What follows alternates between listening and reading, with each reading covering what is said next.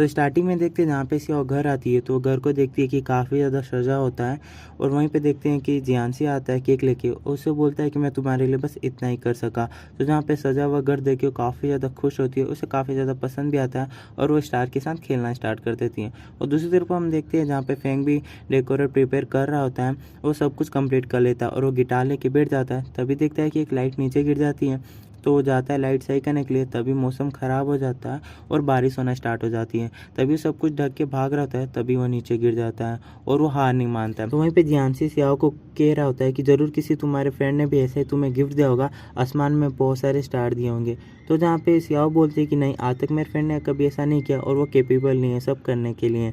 और जहाँ पे वो बताती है कि बचपन में वो सिर्फ स्टार को देखा करती थी। तभी फ्लैशबैक दिखाया जाता है जहाँ पे सियाओ जो होती है आसमान की तरफ देख रही होती है, एक भी स्टार नहीं होता है। तभी जियानसी जो होता है अपने मैजिकल पावर से आसमान में बहुत सारे स्टार ला देता है और उसे देख के वो काफ़ी ज़्यादा खुश होती है।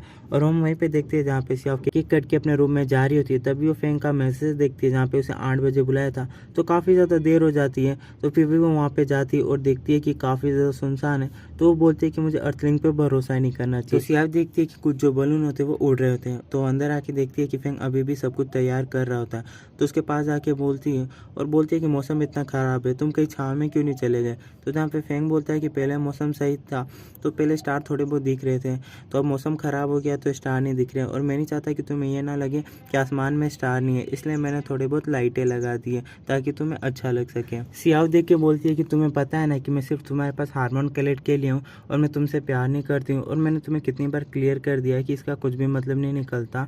तो जहाँ पे फेंग बोलता है कि हाँ मुझे पता है। तो सियाओ बोलती है तुम्हें सब पता है, फिर भी तुम अलग अलग ड्रेस पहन के अलग अलग हरकतें करके मेरे सामने आ जाते हो।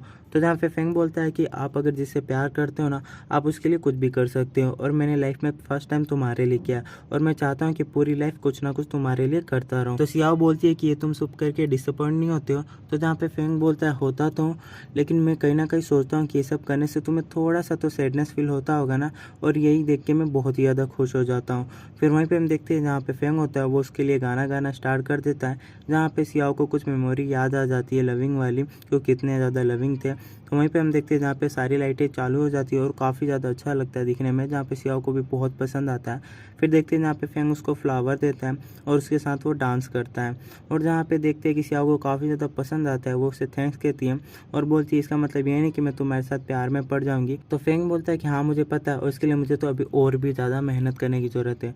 और फिर वहीं पे देखते हैं जहाँ पे फेंग बेहोश हो जाता है, तो सिया उसको अपार्टमेंट लेके जाती हैं। फिर देखते हैं जहाँ पे फेंग को होश आता है, तो सिया उसको बताती है कि डॉक्टर ने कहा है कि मौसम की वजह से तुम्हारी तबीयत ख़राब हो गई, तो तुम्हें अपना ध्यान रखना होगा, इसलिए मैं यहीं पे तुम्हारा ख्याल रखने के लिए।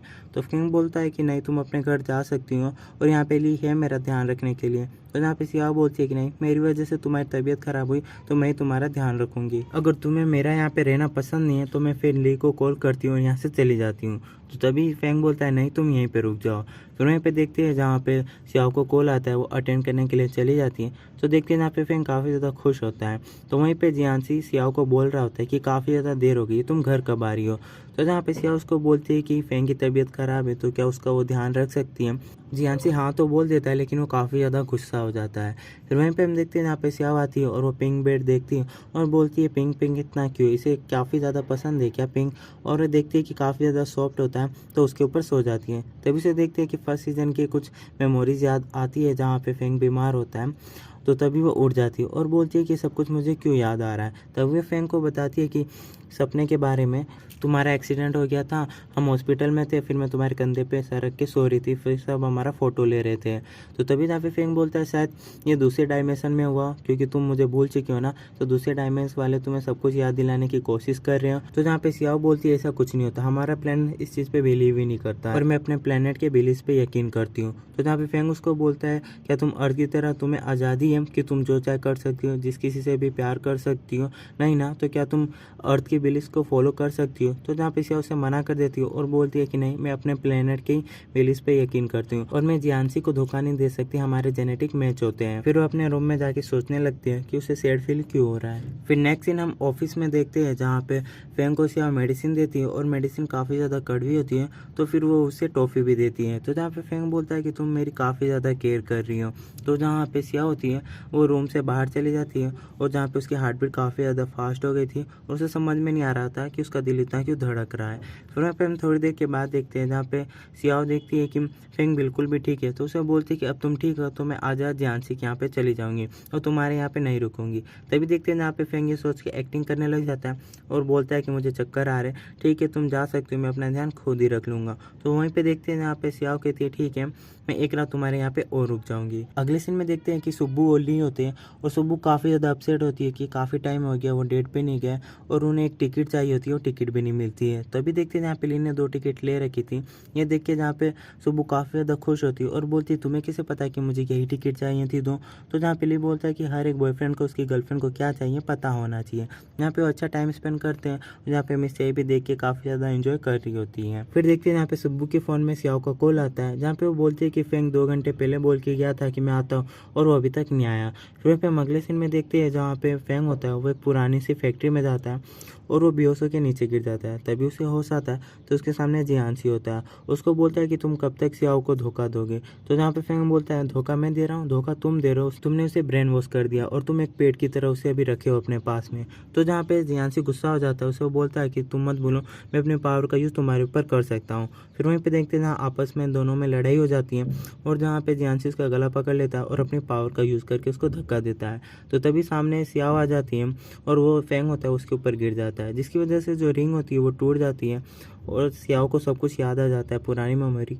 तो वहीं पे देखते हैं जहाँ पे जियांसी सियाओ को बोलता है कि चलो हम घर चलते हैं। तो जियांसी सियाओ को अपने साथ चलने को कहता है तो सियाओ कहती है कि अब मुझे सब कुछ याद आ चुका है। ये सुन के फेंग काफ़ी ज़्यादा इमोशनल भी हो जाता है और जहाँ पे सियाओ फेंग के सामने आ जाती है और बोलती है कि मैं फेंग को प्रोटेक्ट करूँगी और तुम्हें अटैक करना है तो सबसे पहले तुम्हें मेरे ऊपर करना होगा और मेरा सामना करना होगा। तो जहाँ पे जियांसी बोलता है कि बचपन से मैं तुमसे प्यार करता रहा हूँ, तुम्हें मैं प्रोटेक्ट कर रहा हूँ, फिर तुम्हारे लिए उसकी फीलिंग क्यों है। तभी फेंग बोलता है कि तुम्हें मुझ में ये फ़र्क है, सियाओ की जो चॉइस होती है उसको रिस्पेक्ट की है, लेकिन तुमने उस पर बस तोहफा है, तुमने उसे कठपुतली बनाया और अपने इशारों पे नचाया। तो जियांसी बोलता है ऐसा कुछ भी नहीं है, मैं उसे हमेशा से प्रोटेक्ट करना चाहता था और इसलिए मैं उसे अपने प्लेनेट भी ले जाना चाहता हूँ। तो तभी यहाँ पे फेंग बोलता है तुम उसे प्रोटेक्ट करना चाहते थे, अगर तुम उसे अपने प्लेनेट पे लेके जाना होता तो तुम पहले उसे लेके चले जाते हैं। तुम चीफ बनना चाहते हो इसलिए तुम्हें हार्मोन एलिमेंट चाहिए और तुम अपने फायदे के लिए सोच रहे हो। तो जियांसी कहता है कि मैं चीफ भी इसलिए बनना चाहता हूँ ताकि मैं इसे प्रोटेक्ट कर सकूँ।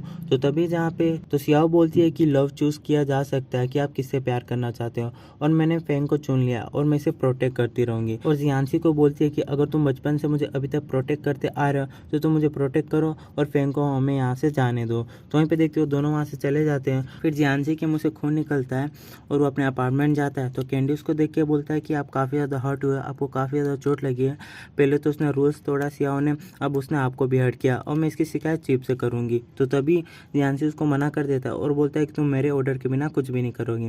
दूसरी तरफ देखते हैं जहाँ पे सियाओ फेंग के पास जाती है और उसके पास जाके बोलते हैं कि तुम्हें मेरे ऊपर नज़र रखनी होगी, मेरा ध्यान रखना होगा, कोई भी इजीली मेरी मेमोरी ब्रेन वॉश कर देता है। पता है काफ़ी पहले हम एक दूसरे को जानते हैं और अब मेरे प्लेनेट वाले मुझे नहीं लेके गए होते, मेरा ब्रेन वॉश नहीं किया होता तो अब तक हमारी शादी भी हो गई होती और हमारे बच्चे भी होते हैं। जहाँ पे वो बोलते हैं कि मैं अच्छा हूँ कि मैं इंटेलिजेंट हूँ और मैंने अपनी सारी जो मेमोरी होती है वो रिंग में स्टोर कर रखी थी और वो टूट गई तो मुझे सारी मेमोरी मिल गई। तो जहाँ पे फेंग बोलता है इसका मतलब मैं सब कुछ बारिश के टाइम में वो सब कुछ सोच रहा था उसका मतलब रियल है। तो जहाँ पे वो बोलती है हाँ रुको मैं तुम्हें दिखाती हूँ, जहाँ पे उसे वो दिखाती है कुछ मेमोरीज, फिर बोलती है कि मैं उसे बाद में दिखाऊंगी। तो जहाँ पे फेंग बोलता है कि इससे कोई फर्क नहीं पड़ जाता कि तुम्हारी कितनी भी मेमोरी गायब कर दें, चाहे मेरी भी मेमोरी गायब हो जाए, हम दोनों एक दूसरे को पसंद करते हैं और ये काफ़ी है। फिर देखते हैं जहाँ पे सियाओ भी काफ़ी ज़्यादा थक चुकी होती है तो फेंग उसको बोलता है कि तुम भी रेस्ट करो। फिर वहीं पे हम दूसरी तरफ देखते हैं जहाँ पे जियांसी होता है वो कैंडी को बोलता है कि वो जब तक रिकवर कर रहा है तब तक वो कंपनी को संभाले। तभी देखते हैं जहाँ पे जियांसी को कुछ फ्लैशबैक याद आता है बचपन में, जहाँ पे कुछ बच्चों को नॉमिनेट किया था चीफ के लिए और उन सभी से पूछा जाता है कि आप सब चीफ क्यों बनना चाहते हो और जो फर्स्ट आएगा उसे ही बनाया जाएगा। तभी देखते हैं जहाँ पे सियाओ तो सो रही होती है, जहाँ पे जियांसी बोलता है कि मैं सबको प्रोटेक्ट करना चाहता था। फिर जहाँ पे देखते पता चलता है जियांसी को कि सियाओ की जो स्पेसशिप है वो गुम हो चुकी है और जहाँ उसे पता चलता है कि वो शादी करने वाली है और वो किसी से प्यार करती है, तभी स्पेसशिप उसे उठा लेते हैं। तो जहाँ पे जियांसी होता है वो चीफ नहीं बनता है और वो बोलता है कि सियाओ को माफ कर दिया जाए और वो उसकी गलतियों को सुधारेगा और वो वहाँ पे वो रोता है। और गाइस यहीं पे हमारा एपिसोड खत्म होता है। आई होप गाइस आपको वीडियो पसंद हो, गाइस प्लीज जरूर चैनल को सब्सक्राइब कर देना एंड वीडियो को लाइक नहीं किया तो कर दो। आज के लिए इतना ही, नेक्स्ट वीडियो का वेट करो, बाय बाय।